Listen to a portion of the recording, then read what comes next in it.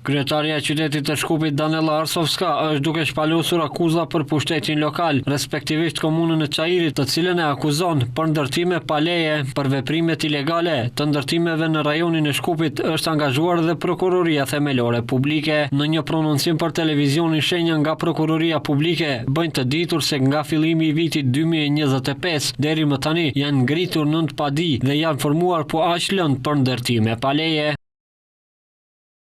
Nga fillimi i këtij viti në Prokurorinë Themelore Publike në Shkup janë parashtruar 9 kallëzime penale për veprën ndërtim pa leje. Nga neni 244 i Kodit Penal janë hapur po aq lëndë dhe po kryen veprime verifikuese.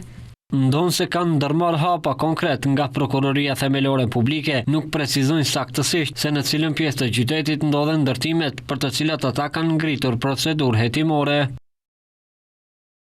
Prokuroria Publike nuk i ndan lëndët në statistika të veçanta në bazë të komunës, në të cilën është kryer vepra dhe i trajton të gjitha rastet në mënyrë të barabartë, pavarësisht se ku ndodhen objektet kontestuese. Ishte kryetaria e qytetit të Shkupit Danela Arsovska, e cila në javën që lan pas në rolin e inspektorit me telefon në dorë doli në rrugët e Çajirit për të denoncuar për ndërtimet pa leje.